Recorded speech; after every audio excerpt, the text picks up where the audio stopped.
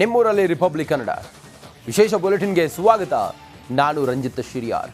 ಸಿದ್ದರಾಮಯ್ಯ ವಿರುದ್ಧದ ಮೂಡಾ ಕೇಸ್ ವಿಚಾರವಾಗಿ ಮಾತ್ರ ಗವರ್ನರ್ ಪ್ರಾಸಿಕ್ಯೂಷನ್ಗೆ ನೀಡಿದ್ದಾರೆ. ಬೇರೆ ಪ್ರಕರಣಗಳಿಗೆ ಯಾಕೆ ಅನುಮತಿ ನೀಡಿಲ್ಲ ಅಂತ ಕಾಂಗ್ರೆಸ್ ರೊಚ್ಚಿಗೆದ್ದಿದ್ವು. ಇದಕ್ಕೆ ಉತ್ತರ ಸಿಕ್ಕಿದ್ದು ಕಾಂಗ್ರೆಸ್ ಸೈಲೆಂಟ್ ಆಗಿದೆ.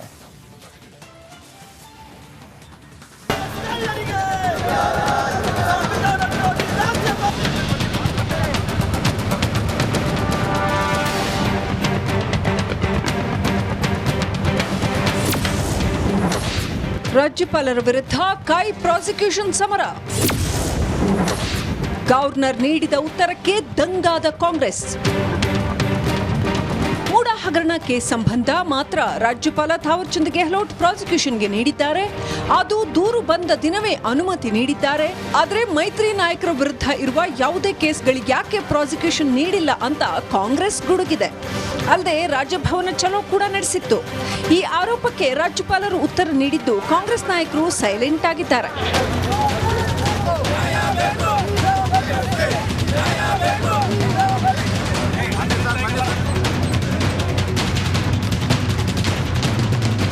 HD ಕುಮಾರಸ್ವಾಮಿ, ಮುರುಗೇಶ್ ನಿರಾಣಿ, ಶಶಿಕಲಾ ಜೊಲ್ಲೆ, ಜನಾರ್ದನ ರೆಡ್ಡಿ ವಿರುದ್ಧ ಕೇಸುಗಳಿದ್ರೂ ಪ್ರಾಸಿಕ್ಯೂಷನ್ಗೆ ನೀಡಿಲ್ಲ ಅಂತ ಕಾಂಗ್ರೆಸ್ ಆರೋಪಿಸಿದೆ.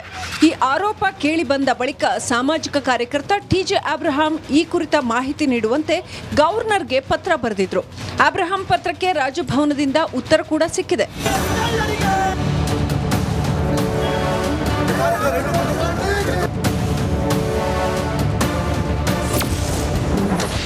ಪ್ರಾಸಿಕ್ಯೂಷನ್ಗೆ ಬೇರೆ ಪ್ರಕರಣಗಳು ಬಾಕಿ ಇಲ್ಲ. RTI ಅಡಿ ಅಬ್ರಹಾಂ ಸಲ್ಲಿಸಿದ್ದ ಅರ್ಜಿಗೆ ರಾಜ್ಯಪಾಲರು ಉತ್ತರಿಸಿದ್ದಾರೆ. ಪ್ರಾಸಿಕ್ಯೂಷನ್ಗೆ ಯಾವುದೇ ಪ್ರಕರಣಗಳು ಬಾಕಿ ಇಲ್ಲ. 4 ಪ್ರಕರಣಗಳಲ್ಲಿ ಅರ್ಜಿಗಳು ಬಂದಿದ್ದು ಆ ಸಂಸ್ಥೆಗಳಿಗೆ ಕಳಿಸಲಾಗಿದೆ. ಆದರೆ ರಾಜ್ಯಪಾಲರ ಮುಂದೆ ಯಾವುದೇ ಪ್ರಕರಣ ಬಾಕಿ ಇಲ್ಲ ಅಂತ ಉತ್ತರ ಸಿಕ್ಕಿದೆ.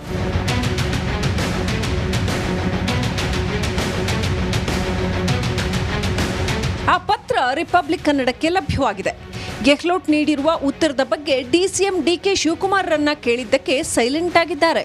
ರಾಜ್ಯಪಾಲರ ಉತ್ತರಕ್ಕೆ ಪ್ರತಿಕ್ರಿಯೆ ನೀಡದೆ DKಶಿ ತೆರಳಿದ್ದಾರೆ.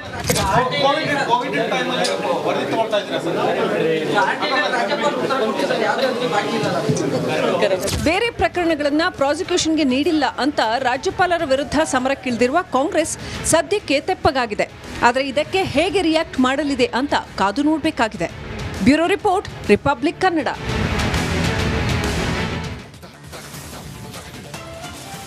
ಕಾಂಗ್ರೆಸ್ ಆಡಳಿತದಲ್ಲಿ ನಡೆದಿರುವ ಹಗರಣದ ವಿರುದ್ಧ ಬಿಜೆಪಿ ಬೀದಿಗಿಳಿದು ಹೋರಾಡಿತು.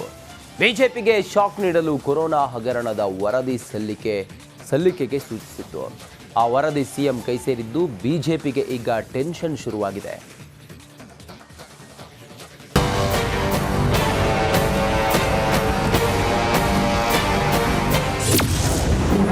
ಸಿಎಂ ಕೈ ಸೇರಿದ ಕೊರೋನಾ ಹಗರಣದ ವರದಿ. ಮಾಜಿ ಸಚಿವ ಹಾಗೂ ಬಿಜೆಪಿಗೆ ಟೆನ್ಷನ್.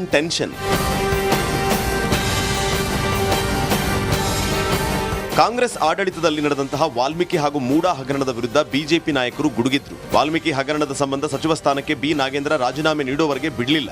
ಇದೀಗ ಮೂಡಾ ಹಗರಣ ವಿಚಾರದಲ್ಲೂ ಸಿಎಂ ರಾಜೀನಾಮೆಗೆ ಪಟ್ಟು ಹಿಡಿದಿವೆ. ಇದಕ್ಕೆ ತಿರುಗೇಟ್ ನೀಡುವುದಕ್ಕೆ ಪ್ಲಾನ್ ಮಾಡಿ ಕಾಂಗ್ರೆಸ್ ರಣತಂತ್ರ ರೂಪಿಸಿತ್ತು. ಬಿಜೆಪಿ ಅವಧಿಯಲ್ಲಿ ನಡೆದ ಕೊರೋನಾ ಹಗರಣದ ವರದಿ ನೀಡುವಂತೆ ಸಿಎಂ ಸೂಚಿಸಿದ್ರು. ಕೊರೋನಾ ವೇಳೆ 2,000 ಕೋಟಿ ರೂಪಾಯಿ ಅಕ್ರಮ ನಡೆದಿದೆ ಅಂತ ಆರೋಪಿಸ್ತಾ ಇದ್ದ ಕಾಂಗ್ರೆಸ್ ನಾಯಕರಿಗೆ ಈಗ ಪ್ರಬಲ ಅಸ್ತ್ರ ಸಿಕ್ಕಂತಾಗಿದೆ. ಕೋವಿಡ್ ಹಗರಣ ಆರೋಪ ವಿಚಾರವಾದ ವರದಿ ಸಿಎಂ ಕೈ ಸೇರಿದೆ.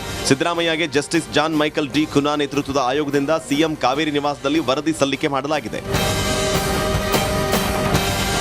ಬಿಜೆಪಿ ಅವಧಿಯಲ್ಲಿ ಆರೋಗ್ಯ ಸಚಿವರಾಗಿದ್ದ ಡಾಕ್ಟರ್ ಕೆ ಸುಧಾಕರ್ ವಿರುದ್ಧ ಅಕ್ರಮ ನಡೆಸಿರೋ ಗಂಭೀರ ಆರೋಪ ಮಾಡಲಾಗಿದೆ. ವರದಿ ಕೈ ಸೇರಿದ ಬೆನ್ನಲ್ಲೇ ಸಿಎಂ ನಿವಾಸದಲ್ಲಿ ಮುಖ್ಯಮಂತ್ರಿ ಹಾಗೂ ಉಪಮುಖ್ಯಮಂತ್ರಿ ಸಚಿವ MB Patil, doctor G Parameshwar, Priyank Kharge ಸೇರಿದಂತೆ ಹಲವು ಸಚಿವರು ಸಮಾಲೋಚನೆಯನ್ನು ನಡೆಸಿದ್ದಾರೆ. ಶಿಷ್ಯನ ವಿರುದ್ಧ ಕ್ರಮಕ್ಕೆ ಮುಂದಾಗ್ತಾರಾ ಗುರು? ಬಿಜೆಪಿ ಅವಧಿಯಲ್ಲಿ ಆರೋಗ್ಯ ಸಚಿವರಾಗಿದ್ದ ಡಾಕ್ಟರ್ ಕೆ ಸುಧಾಕರ್ ವಿರುದ್ಧ ಹಗರಣ ಇದಾಗಿದ್ದು ಸದ್ಯ ಆ ರಿಪೋರ್ಟ್ ಗುರು ಸಿದ್ದರಾಮಯ್ಯ ಕೈ ಸೇರಿದೆ. ಆಯೋಗ ರಚನೆಯಾಗಿ ವರ್ಷದೊಳಗಿನ ತನಿಖಾ ವರದಿ ಸಲ್ಲಿಕೆಯಾಗಿದ್ದು ಕ್ಯಾಬಿನೆಟ್ನಲ್ಲಿ ಚರ್ಚಿಸಿ ವರದಿ ಬಹಿರಂಗಗೊಳಿಸುವ ಬಗ್ಗೆ ತೀರ್ಮಾನ ತೆಗೆದುಕೊಳ್ಳುವ ಸಾಧ್ಯತೆ ಇದೆ. Bureau report, republic Kannada.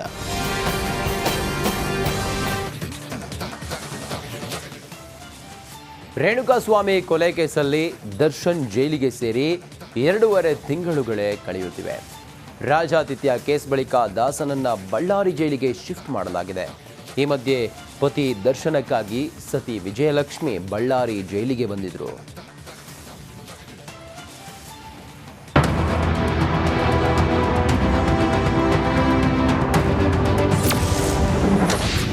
Darshan ನೋಡಲು ಬಳ್ಳಾರಿ ಜೈಲಿಗೆ ಬಂದ ಸತಿ.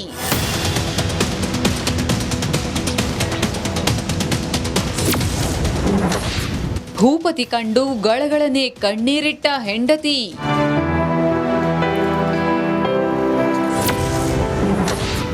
ನಾಲ್ಕು ಬ್ಯಾಗ್ಗಳಲ್ಲಿ ಡ್ರೈ ಫ್ರೂಟ್ಸ್, ಟೀ ಶರ್ಟ್ ತಂದ ಪತ್ನಿ. ಕಾರ್ಯೇಶು ದಾಸಿ ಶರಣೇಶು ಮಂತ್ರಿ, ಭೋಜ್ಯೇಶು ಮಾತಾ ರೂಪೇಶು ಲಕ್ಷ್ಮಿ, ಕ್ಷಮೆಯ ತರಿತ್ರಿ ಶಯನೇಶು ರಂಭಾ ಎಂದು ಹೇಳುವ ನಾಡು ನಮ್ಮದು. ಪತಿಗೋಸ್ಕರ ಸತಿ ಅನೇಕ ತ್ಯಾಗ ಮಾಡಿದ್ದನ್ನ ಕಂಡಿದ್ದೇವೆ, ಕೇಳಿದ್ದೇವೆ. ಅದಕ್ಕೆ ಬೆಸ್ಟ್ ಉದಾಹರಣೆ ವಿಜಯಲಕ್ಷ್ಮಿ ದರ್ಶನ್.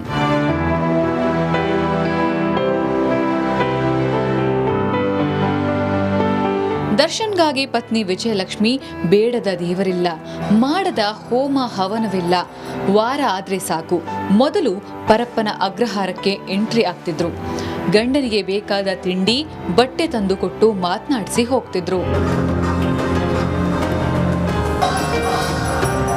ರಾಜ್ಯಾತಿಥ್ಯ ಫೋಟೋ ವೈರಲ್ ಆಗ್ತಿದ್ದಂತೆ ದರ್ಶನ್ರನ್ನ ಬಳ್ಳಾರಿ ಜೈಲಿಗೆ ಶಿಫ್ಟ್ ಮಾಡಲಾಗಿದೆ. ಅಲ್ಲಿಗೂ ಅರಸಿ ಬಂದಿದ್ದಾರೆ ಸತಿ ವಿಜಯಲಕ್ಷ್ಮಿ. ವಿಜಯಲಕ್ಷ್ಮಿ ತಂದ ಬ್ಯಾಗ್ಗಳ ತಪಾಸಣೆ. ವಿಜಯಲಕ್ಷ್ಮಿ ಗಂಡನಿಗಾಗಿ 4 ಬ್ಯಾಗ್ಗಳಲ್ಲಿ ಡ್ರೈ ಫ್ರೂಟ್ಸ್, ಸ್ವೀಟ್ಸ್, ಬಟ್ಟೆಗಳನ್ನ ತಂದಿದ್ರು. ಆ ಬ್ಯಾಗ್ಗಳನ್ನ ಜೈಲಿನ ಸಿಬ್ಬಂದಿ ತಪಾಸಣೆ ಮಾಡಿದ್ರು.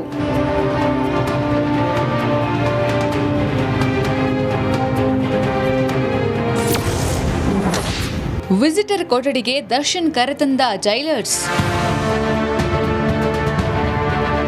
ಪತ್ನಿ ಬರ್ತಿದ್ದಂತೆ ಸೆಲ್ನಲ್ಲಿ ಕೂತಿದ್ದ ದರ್ಶನ್ರನ್ನ ಜೈಲು ಸಿಬ್ಬಂದಿ ವಿಸಿಟರ್ ರೂಮಿಗೆ ಕರೆತಂದ್ರು. ಸೆರೆಮನೆಯಿಂದ ಕಾಟೇರ್ನನ್ನ ವಿಸಿಟರ್ ರೂಮಿಗೆ ಕರೆತರ್ತಿದ್ದಂತೆ ಕಾಣಿಸಿದ್ದು ಅದೇ ಟೀ ಶರ್ಟ್.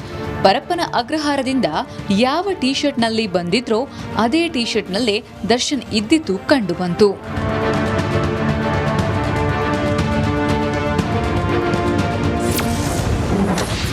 30 ನಿಮಿಷ ಪತ್ನಿ ಜೊತೆ ಕಾಟೇರ ಭಾವುಕ ಮಾತು. ವಿಸಿಟರ್ ರೂಮ್ನಲ್ಲಿ ದರ್ಶನ್ ನೋಡ್ತಿದ್ದಂತೆ ವಿಜಯಲಕ್ಷ್ಮಿ ಗಳಗಳನೆ ಅತ್ತಿದ್ದಾರೆ. ಸತಿಯನ್ನ ಕಂಡು ದಾಸ ಕೂಡ ಕಣ್ಣೀರು ಹಾಕಿದ್ರಂತೆ. ಅರ್ಧ ಗಂಟೆಗೂ ಹೆಚ್ಚು ಕಾಲ ಮಾತನಾಡಿ ಒಳ್ಳೆಯ ದಿನ ನಮಗೂ ಬರಲಿದೆ ಅಂತ ಪತ್ನಿಗೆ ಧೈರ್ಯ ತುಂಬಿದ್ದಾರೆ.